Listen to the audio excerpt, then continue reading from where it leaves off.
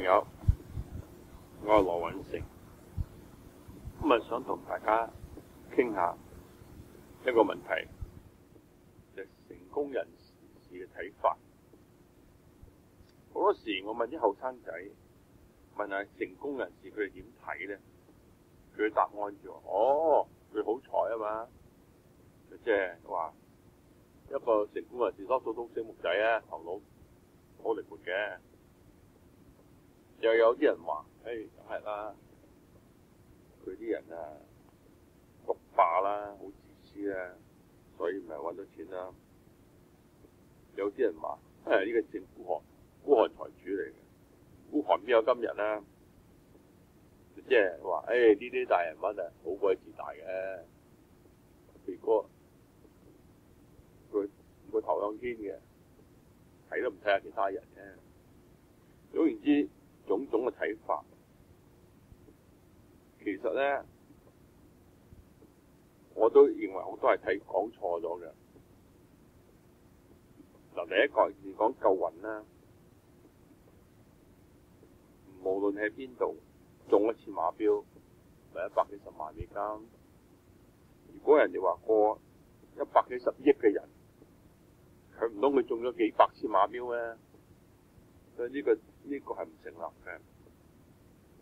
不過人呢，總係遇過幾多發財嘅機會，咁然後先一步步往上爬嘅，即係呢叫第一桶金啦。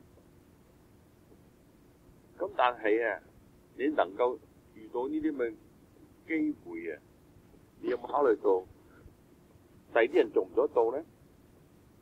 佢有冇訓練到自己，增值到自己能夠捉住呢啲咁嘅機會呢？呢個就係一個問題啦。即係話你有資格，人哋先肯提拔你先可以揾到錢。譬如你學多啲嘢啦，有啲專門技術啦，頭腦靈活啦，又品德好啦，俾人賞識你。然後通過呢啲咁嘅機緣，咁你嘅努力，咁然後先至踏上咗第一步，第一桶金嘅途徑。嗱，好多比如同時係一班喺草根嘅青年嘅工人，有啲咧，大部分人咧落咗班之後咧，就係攻打四方城啦，打麻雀啦，星期六啦，咪去跑下馬仔啊、狗仔啊，去使錢啦咁樣。咁如果20年之後呢班人係點咧？仍然做緊工人，咪捱到做到老啦。譬如有一部分人就唔係咁做法啦，佢又要上夜學啦，又學技術啦，一放咗工就星期六、星期日又加班咧，又儲錢咧，儲落下嚟啲錢咧就供自己讀書啊、深造啊咁樣。咁呢啲如果就會改變佢命運啦。如果就係俾佢10年啊，佢嘅地位都唔同咗啦。第一桶金嘅人咧，多數都係亦都要好慳儉嘅，唔節唔使，唔亂使錢。中國人話小富由儉啊嘛。但係如果佢繼續係咁，而咧造成一個好刻薄成性啊，或者係好孤獨啊、好自大啊咁咧，恐怕佢唔會再升級為大富豪。因為大富咧由天，呢個天咧就係天時、地利、人和。換言之咧，你製造天時咧、地利咧，就要有人和一齊配合嘅。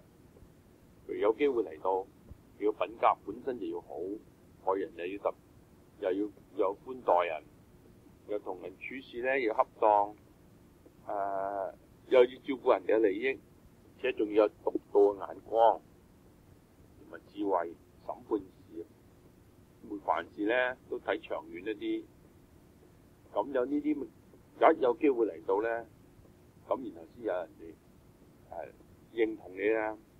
譬如你本身又要言出必行啊、誠信啊，出嚟處事咧有公道，唔好傷害第啲人。呢啲都係為自己鋪路更上一層樓嘅。如果商機嚟到嘅時候咧，你啲朋友就會照顧你。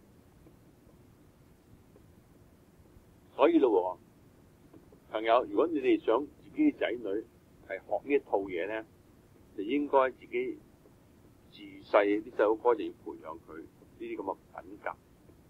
最好嘅方法咧，就鼓勵佢參加教會活動啦，譬如入主學啊，其他嘅宗教團體活動啦，自幼培出咗、踏出咗與人相處嘅關係，列佢入正軌，有健康嘅思想，與人融洽。呢啲社團活動亦都幫助佢結識啲正經嘅朋友一齊上軌。多謝大家收聽，我係羅允成。